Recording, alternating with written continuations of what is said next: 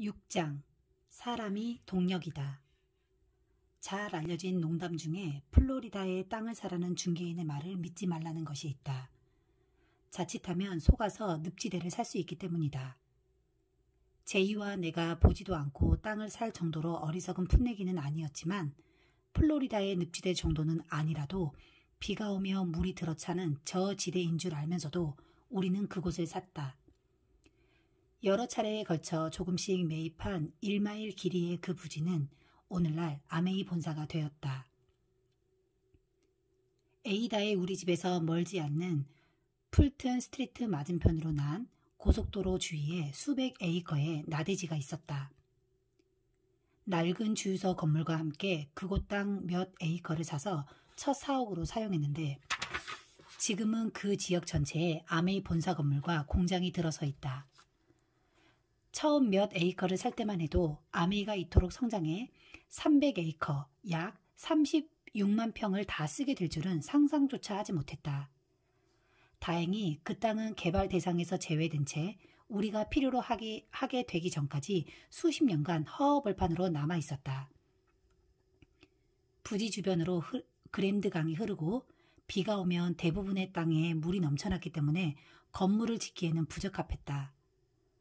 사옥을 확장하려면 먼저 땅을 판 흙을 공사 현장에 매립해 건물이 안전하게 서도록 기초공사를 해야 했다. 그때 땅을 파면서 생긴 엄청나게 큰 구멍에 물이 차올랐고 아메이 직원들은 그 웅덩이를 아메이 호스라 부르기 시작했다. 1960년에 주유소 건물로 자리를 옮기고 1년이 채 지나지 않아 우리는 주차시설을 미리 확보하기 위해 주차장을 짓기 시작했다. 그때 주유소를 낀 2에이커 부지 위에 슬레이트와 판유리로 된 아메이의 제1호 사옥과 함께 제품 전시실을 지었다. 더불어 그달 소식지에 멋진 유리와 화강암을 만든 신사옥으로 이전하다라고 당당히 세상에 알렸다. 우리는 적, 백, 청색으로 아메이 로고와 슬로건을 선명히 새긴 간판도 세웠다. 새 철제 책장과 사무용 가구도 직접 구입했다. 우리의 제1호 사옥은 아직도 에이다의 풀튼 스트리트를 따라 1마일로 펼쳐진 아메이 본사에 그대로 남아있다. 웅장한 현재의 사옥 내부 어디엔가는 그 옛날 주유소 건물의 한쪽 벽이 숨어 있을 것이다. 많은 의논과 고심 끝에 마침내 우리의 첫 사옥을 완성했다. 30대 중반이던 제이와 나는 그 첫 사옥이 우리의 마지막 사옥이 되어도 좋을 만큼 모든 시설과 필요를 충족시키는 멋진 작품이며 더 이상의 공간이나 시설은 앞으로 영원히 필요 없을 거라는 뿌듯함으로 가득했다. 또한 그 빌딩은 아메이사의 실체이자 성장의 징표였다. 그런데 회사가 성장 가도를 달리면서 제조시설을 계속 늘려야 했다. 풀튼 스트리트 바로 앞에 본사 사옥과 그 뒤에 제품 창고 및 공장은 그대로 유지하기로 했다. 사옥 이전 후 첫 해의 공식 연간 총 매출은 50만 달러였는데 3년 후인 1963년에는 2100만 달러로 급상승했다. 한 번은 우리 회사를 찾아온 방문객들을 안내하던 가이드가 우리 회사 매출액은 곧 1억 달러가 될 겁니다 라고 하는 걸 보고 내가 잠깐만요. 이 업계에서 1억 달러 매출을 올린 회사는 아직 없었소. 말을 조심해서 해야지요 라고 주의를 주었다. 자신감을 꺾으려는 건 아니었지만 나는 그에게 자중합시다. 실제 상황만 얘기하고 희망사항은 얘기하지 맙시다. 1억이라는 단어를 더 이상 쓰지 마세요 라고 일렀다. 하지만 1970년에 아메이의 매출이 정말로 1억 달러가 되는 걸 보면서 나와 제이는 그 사업의 크기가 얼마나 큰지 깨달았고 우리도 생각을 크게 해야 한다는 것과 앞으로 더 크게 성장할 미래를 준비해야 한다는 것을 알았다. 모든 것이 숨가쁘게 돌아갔다. 매출액이 얼마인지 신경 쓸 시간도 없었다. 우리는 재무관리부터 제품 연구까지 엄청나게 바빠진 업무를 맡을 직원을 계속 뽑아야 했다. 수입은 전부 재투자했다. 돈을 좀 번다고 치장하거나 남에게 자랑하려고 꾸미는데 돈을 쓰지는 않았다. 우리는 스스로를 그저 열심히 일하는 비즈니스맨이라고 생각했다. 은퇴한 아버지가 우리 회사 최초로 방문객 안내 일을 맡아주셨다. 그때 사무실 총 면적은 겨우 40평방피트, 약 1.2평이었고 뒷마당 60평방피트 약 1.7평도 원료통을 쌓아놓은 휑한 콘크리트 바닥이었다. 제대로 된 창고를 지을 돈이 없어서 지붕도 없이 그냥 칸막이만 치고 원료를 담은 드럼통을 쌓은 다음 방수포를 덮어둔 뒤 필요할 때마다 드럼통을 공장 안으로 굴려 LOC를 비롯한 모든 제품을 만들었다. 그러니 뭐 특별히 구경할 게 있었을까마는 그래도 우리 제품의 유통을 맡은 사업자들은 항상 방문했고 가끔 아버지가 생산시설을 보러 오는 외부 손님을 안내해 이것저것 보여주었다. 그것도 감사했지만 정말로 감사한 건 59살 때 급성 심장마비로 작고하기 전까지 아버지가 늘 곁에서 아들 회사의 태동과 함께 지켜보고 끊임없이 응원해 주셨다는 것이다. 어느 날 아버지는 한참이나 신중하게 생각한 후 이런 말을 하고는 내가 잘 알아들었고 또 동의하는지 몇 번이나 확인했다. 나는 이 말을 단 한순간도 잊은 적이 없다. 이건 정말 대단한 사업이 될 거야. 엄청나게 커질 거다. 내가 지금 이 사람들에게 하는 약속을 절대로 잊으면 안 된다. 무슨 일이 있어도 지켜야 한다. 그들의 기대를 저버리지 마라. 네 입으로 한 약속 하나하나를 빠짐없이 지키기 위해 오늘도 내일도 계속 노력하거라. 이 사업이 성장하는 속도를 봐라. 내가 오늘 행하는 일 하나하나가 내일의 결과에 엄청난 영향을 줄 거야. 하나님이 너희를 이렇게 축복하셨으니 자신의 말에 끝까지 책임질 줄 아는 경영인이 되어야 한다. 나는 아버지의 그 지혜로운 충고를 마음에 깊이 새겼다. 그날 아버지는 잠깐 나를 보자고 하시고는 그동안 쭉 생각해온 우리 회사의 미래와 우리가 파트너들에게 한 약속을 지키는 것이 얼마나 중요한가에 대해 내가 알아듣고 따르기를 원하는 마음으로 그런 말을 하신 것이다. 안타깝게도 아버지는 아메이가 글로벌 기업으로 성장하는 것을 못 보고 세상을 떠나셨다. 그러나 나는 아버지가 나를 얼마나 자랑스러워 하셨는지 알고 있다. 당신이 못다 이룬 자영업의 꿈을 아들이 용기와 재능으로 이뤄가는 걸 자랑스럽게 여겼을 거라 생각한다. 아버지의 입장이 되어보니 부모가 자식에게 내가 자랑스럽다라고 말해주는 것이 얼마나 중요한지 알겠다. 그런 칭찬을 받고 자라는 아이는 도전하고 성취할 자신감을 얻는다. 아버지가 내 인생에 부어주신 칭찬과 격려, 그리고 내가 자랑스럽다고 한 말 덕분에 오늘의 내가 되었고 나는 그 은혜를 잊을 수도 갚을 길도 없다. 나는 내 아이들에게도 아버지가 내게 해준 말을 하려고 늘 노력한다. 회사가 가파른 속도로 성장하면서 사람들이 우리의 성공 사례에 많은 관심을 기울였고 또 아메이라는 이름이 전국으로 세제용품의 대명사로 떠올랐다. 1960년대 초 미국에서 최고로 인기 있는 전국 채널 라디오 프로그램 폴 하비의 뉴스평론의 앵커 폴 하비가 우리 공장을 직접 방문하겠다는 요청을 하고 나는 너무 놀라 기절하는 줄 알았다. 그는 시사평론 방송뿐 아니라 자기 방송 광고주의 광고 문구를 프로그램 전후에 직접 읽어주는 것으로도 유명했다. 아메이에는 광고 대행사가 없었지만 둘 다 폴 하비를 좋아했기 때문에 마침 그의 방송에 광고주로 후원할까 생각하던 중이었다. 드디어 폴 하비가 우리 회사를 찾아왔다. 그는 아메이가 처음 출발한 지하실이 어딘지 볼 수 있느냐고 물었다. 나는 집에 전화해 폴 하비가 가니 맞이할 준비를 하라고 이르고는 그를 우리 차에 태워 초창기 사무실이자 물류창고였던 지하실 한쪽 구석방으로 안내했다. 그는 맨발의 청년 둘이서 동업으로 시작한 아메이 스토리에 큰 관심을 보였다. 우리는 폴 하비 방송에 광고를 내보내기 시작했다. 폴 하비가 우리와 의논해서 광고 문구를 쓰면 그가 방송에서 그 문구를 읽어주는 소박한 광고였다. 폴 하비는 가끔 즉석에서 대사를 만들어 말하기도 하고 우리 회사의 창업 비하인드 스토리나 칭찬 멘트도 해주었다. 사실 폴 하비가 써준 광고 문구 쇼핑하러 가지 말고 쇼핑하세요 는 우리 회사의 두 번째 공식 슬로건이 되었다. 우리는 1964년 이 문구를 회사 로고 옆에 새겨 넣어 무려 20년간 사용했다. 폴 하비는 아메이의 성장에 도움을 주었고 우리 사업자들이 모이는 컨벤션에 와서 연설도 했다. 그는 언제나 완벽한 정장 차림으로 공식 석상에 등장했다. 몇 시간 동안 자가용 제투기로 날아오는데 어쩌면 그렇게 옷이 항상 깨끗하고 단정한지 내가 그 비결을 물어본 적이 있다. 그의 대답은 간단했다. 비행 도중에 바지를 벗어 걸어 놓았다가 내릴 때 다시 입는다는 것이었다. 그 후로 제이와 나는 폴에게 오늘도 팬티바람으로 비행기를 타고 왔느냐고 놀려댔다.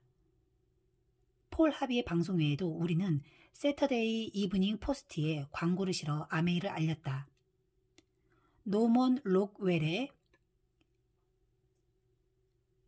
노먼 로겔이 그려준 제이와 내 인물화도 광고에 넣었다. 그 신문의 광고를 실은 이유는 우리의 친구이던 그 신문사 사장이 노먼 로겔에게 부탁해 인물화를 그려주겠다고 하면서 광고해보라고 권했기 때문이다.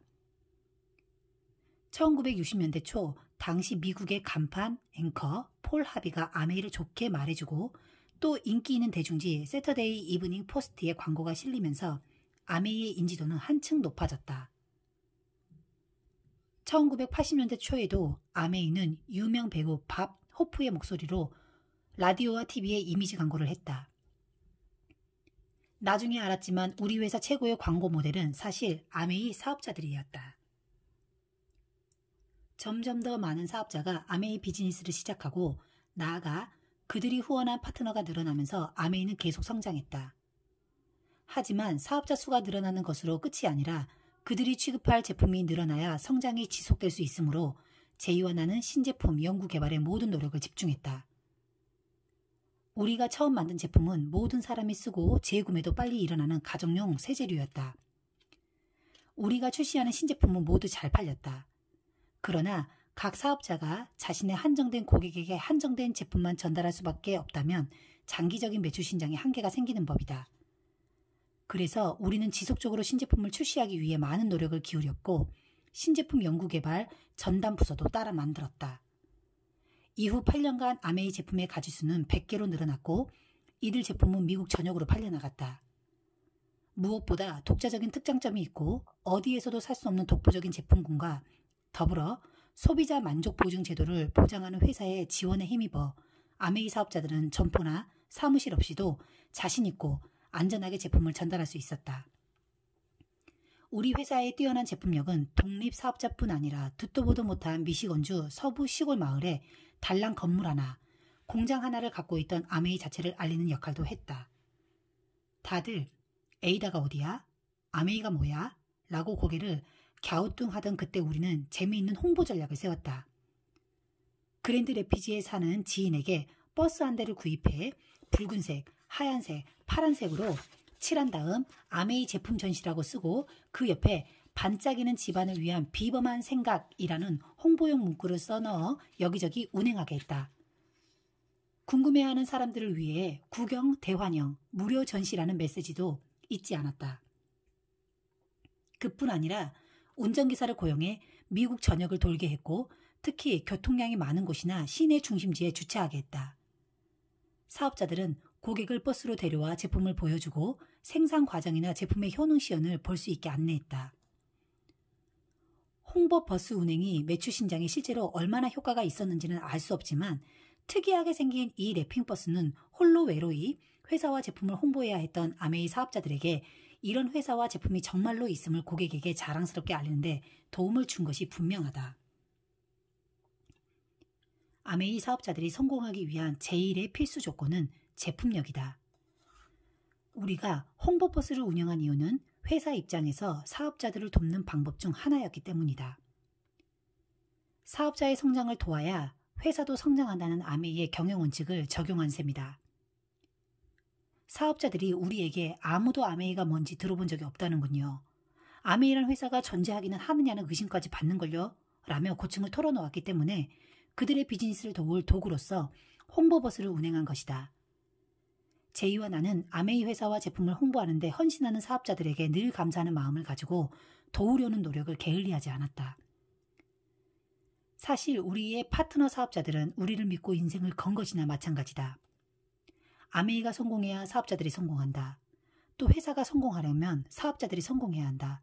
그 사업자들을 실망시킬 수는 없었다. 랩핑버스에 이어 우리는 사업자들이 배달 트럭을 몰고 다니면 좋겠다는 아이디어를 떠올렸다. 그때만 해도 아메이 비즈니스를 효과적으로 하려면 우유 배달부처럼 정기적으로 제 시간에 고객을 방문해야 한다는 마인드가 있었던 것 같다. 그러다 보니 아메이가 제조회사인가 유통회사인가 라는 흥미로운 물음이 생겼다. 사업이 성장하면서 제품이 중요하다는 걸 점점 더 깨달았지만 제품력만큼이나 중요한 것이 이것이 독립사업이라는 점이다. 아메이 제품을 독자적으로 유통시키는 사업을 하는 동시에 다른 사람도 이 사업을 하도록 후원하는 것이 아메이 사업이 다른 사업과 구별되는 가장 큰 특징이자 높은 수입을 보장받는 길이다. 따라서 우리는 사업자들에게 제품 전달과 후원 중 어느 한쪽에만 쏠리지 말고 균형 있는 사업 형태를 유지하는 것이 중요하다고 가르쳤다. 물론 아메이의 1차 수입은 제품 전달에서 생긴다. 그러나 무조건 팔기만 한다고 사업이 성장하는 것은 아니다. 제품 전달만큼이나 중요한 것은 다른 사람에게 이 사업 기회를 알려 함께하도록 돕고 또 그들도 다른 사람을 후원하게 돕는 후원 활동이다.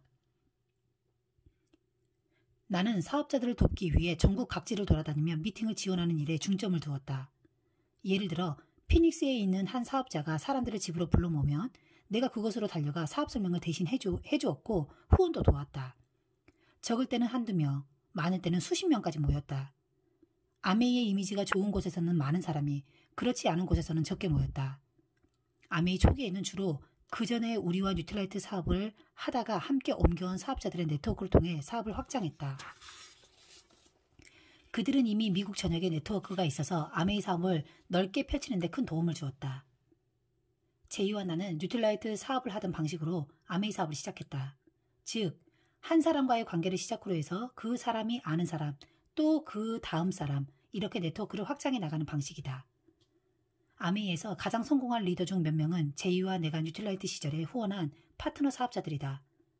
그 중에는 우리를 따라 아메이 사업에 합류한 후 시간이 지나면서 수만 명이 넘는 네트워크를 펼친 엄청난 성공자들도 있다.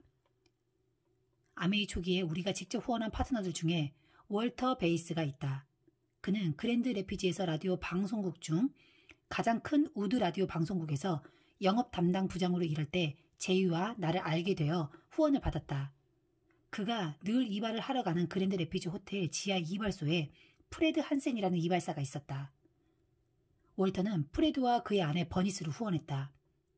얼마 후 한센 부부는 오하이오주의 쿠야호가 폴스로 이사를 가 이동주택용 트레일러를 판매했다. 나는 월터와 함께 한센 부부를 찾아가 그들의 집 거실에 모인 대여섯 명의 한센 부부 지인에게 사업 설명을 했다. 한센 부부는 자기네 집 우유 배달부 제리 더트를 후원했고 제리 더트는 함께 우유를 배달하던 동료 조 빅터를 후원했다.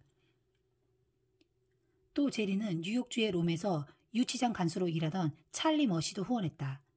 우리의 후원 활동 또 우리 파트너의 후원 활동이 그 다음 사람으로 계속 이어져 내려가는 후원 활동으로 오늘날까지도 이름이 남은 엄청난 성공자가 생겨났을 뿐더러 미시건주에서 시작한 아메이는 오하이오와 뉴욕주까지 뻗어나갔다.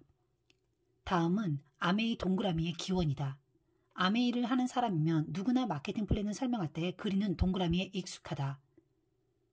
제일 처음 그리는 동그라미는 아메이 비즈니스에 관심 있는 한 사람을 나타낸다.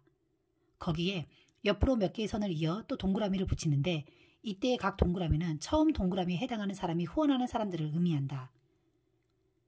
이 각각의 동그라미는 또 자기로부터 시작한 선으로 이어진 동그라미들을 그린다. 그렇게 계속 내려가면서 동그라미 숫자가 늘어나는 것이 아메이 네트워크 확장을 표현하는 방식이다. 확실하진 않지만 처음으로 동그라미를 그리며 사업 설명을 한 사람은 찰리 머시로 알려져 있다. 사람들은 그의 멋진 동그라미 사업 설명을 아주 좋아했다. 이처럼 아메이 마케팅의 역사를 이끈 초기의 성공자들이 오하이오주의 쿠야호가 폴스와 뉴욕주의 롬에서 나와 엄청난 파워로 네트워크를 확장해 나갔다. 특히 쿠야호가 폴스 지역의 네트워크는 몇천 명으로 불어났기 때문에 절대 무시할 수 없었다. 신혼여행을 다녀오는 길에서조차 쿠야호가 미팅에 들러야 한다고 우기는 나에게 아내 헬렌은 듣기 싫은 소리를 하기도 했다. 오하이오의 다른 한 미팅에서도 또 하나의 새로운 아메이 비즈니스 전통이 생겨났다.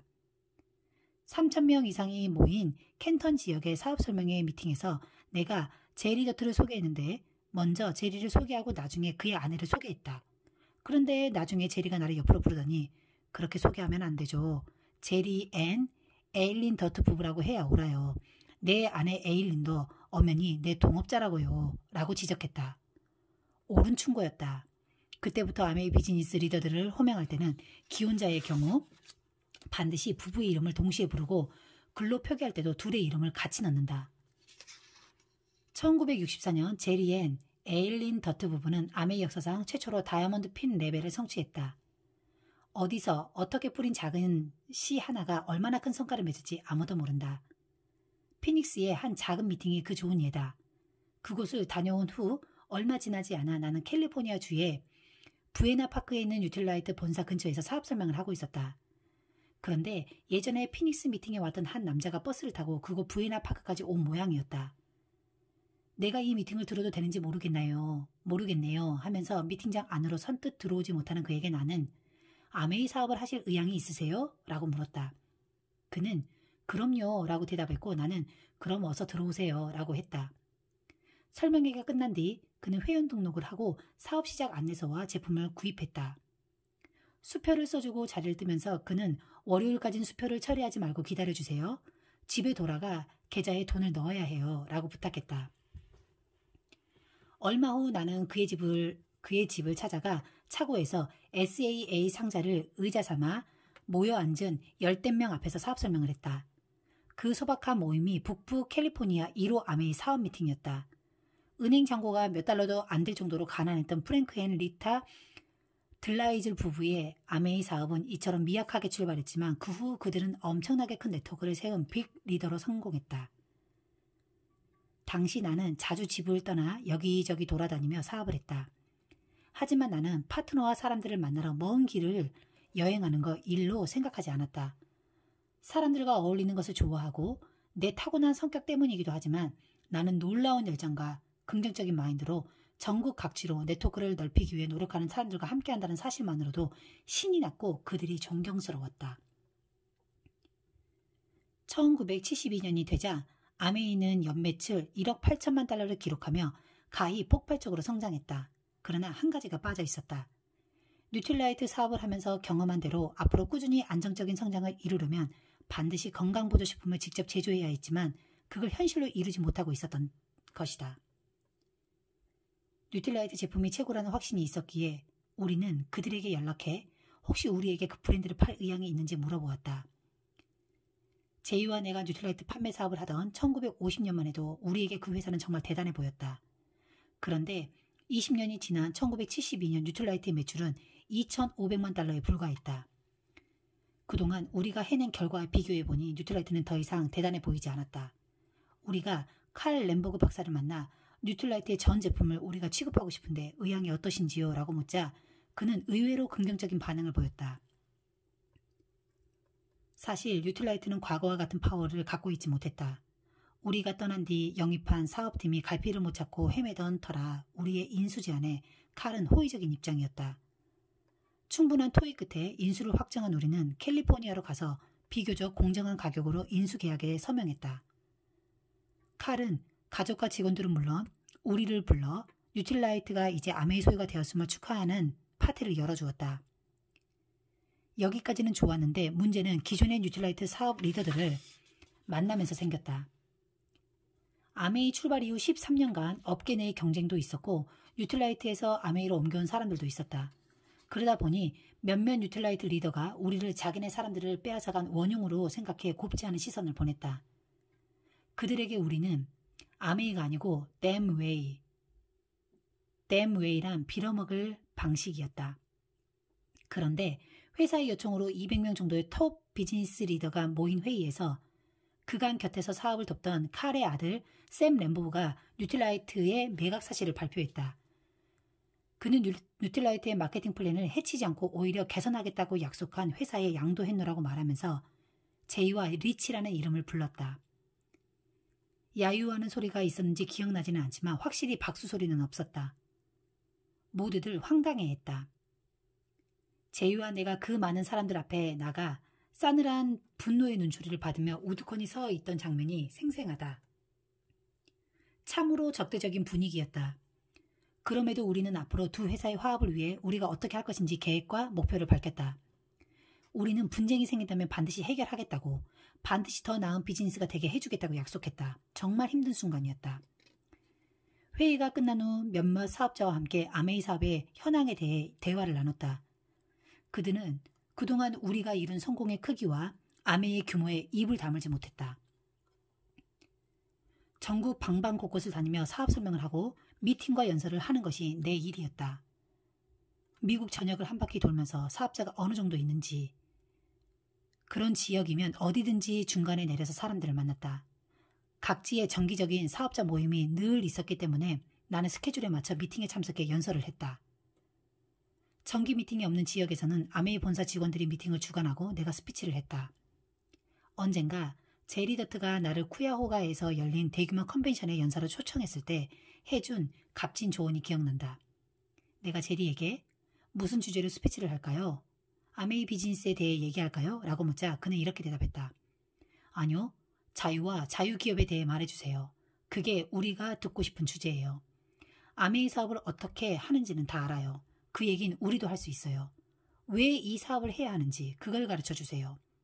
왜 우리가 힘들게 노력해서 자신의 독자적인 사업을 구축해야 하는지, 그것이 왜 개개인과 국가의 성장에 중요한지 말해주세요. 우리는 다른 사람을 도우면서 이 세상을 보다 나은 곳으로 만드는 주역이라는 자부심을 느끼길 원해요. 나는 그 주제로 연설을 했고 그날 사업자들에게 이전에 한 그 어떤 연설보다 강력한 메시지를 전달했다. 자유로운 미국이 제공하는 성공 기회, 그것이 핵심이다. 가진 돈이 없어도 큰 꿈과 비전을 갖고 열심히 노력하면 원하는 것을 얻고 성공할 기회를 보장받는 미국의 자유기업 시스템, 이것이 곧 아메이 사업이 아닌가. 유명한 내 연설문 4단계, 해보거나 울거나, 그리고 4개의 바람의 주제가 모두 이것이다. 그런데 갑자기 또 하나의 시련이 닥쳤다. 1969년 여름 온 가족이 북미시건주에서 배를 타고 휴가를 보내던 어느 날 밤 나는 긴급한 전화 한 통을 받았다. 우리의 에어로졸 공장이 폭발해서 불타고 있다는 소식이었다. 그때 집에 있던 제이는 폭발 소리를 들었는데 처음에 무슨 비행기가 폭발하는 줄 알았다고 했다. 공장에서 뿜어져 나오는 무시무시한 화염이 그날 밤 에이다의 하늘을 붉게 물들였다. 다음날 새벽 황급히 돌아와 보니 몽땅 타버린 공장에는 까만 재만 남아있었다. 다행히 사망자는 없었고 화상을 입은 직원들도 병원 치료를 잘 받고 퇴원했다. 또한 소방관들의 도움으로 사옥 전체가 타는 것은 면했다. 카리브해 앞바다에서 배가 침몰했을 때도, 뉴틀라이트 사업 초기에 숱한 거절을 당했을 때도 주저앉지 않고 계속 앞으로 나아간 것처럼 우리는 이번에도 다시 일어나기로 했다. 그리고 사업자들에게도 앞으로 나아가자고 호소했다. 전진하는 것 외에 다른 방법은 없었다. 우리가 한 약속을 지켜야 했으니 말이다. 아메이의 인생을 건 사람들에게 건 약속과 우리에게 준 믿음을 절대 저버리지 말라는 아버지의 당부가 떠올랐다. 나는 그런 상황에서도 그 말을 잊지 않았다. 수백만 평방미터의 사업과 공장, 연구시설을 갖춘 아메이의 외면적인 성공보다 더 소중한 성공의 비밀은 함께하는 사람들에게 있다. 훌륭한 제품이 뒷받침되어야 하는 것은 두말할 필요도 없지만 아메이 사업을 하는 사람들의 엄청난 에너지 뒤에는 무언가가 있다. 할 수 있다는 믿음으로 열심히 노력하면서 절대 포기하지 않고 독립적인 사업으로 성공하고자 하는 사람들에게 주어지는 기회가 바로 그것이다. 그렇기에 초창기 시절 아메이 사업자들은 내게 비즈니스적인 내용뿐 아니라 나는 할 수 있다는 긍정과 자신감을 고취해주는 격려의 말을 듣기를 원한 것이다. 나는 할 수 있고 남도 할 수 있다는 강력한 긍정의 파워로 무장한 사람들이 바로 아메이 성장의 원동력이다. 그래서 미시건주 에이다에서 시작한 아메이가 오하이오주 쿠야호가 폴스로, 뉴욕주의 롬으로, 캘리포니아로, 그러다가 전 세계 곳곳으로 펼쳐나가게 된 것이다. 아메이를 하는 사람들의 놀라운 믿음과 노력 덕택에 처참한 공장 화재 사고에도 불구하고 우리의 사업은 멈추지 않았다. 시련과 도전은 이미 우리에게 익숙한 삶의 한 부분이자 사업의 한 부분이었기에 자신이 있었지만 지금까지와는 비교도 할 수 없을 만큼 큰 시련이 우리를 기다리고 있을 거라는 생각을 그때는 하지 못했다.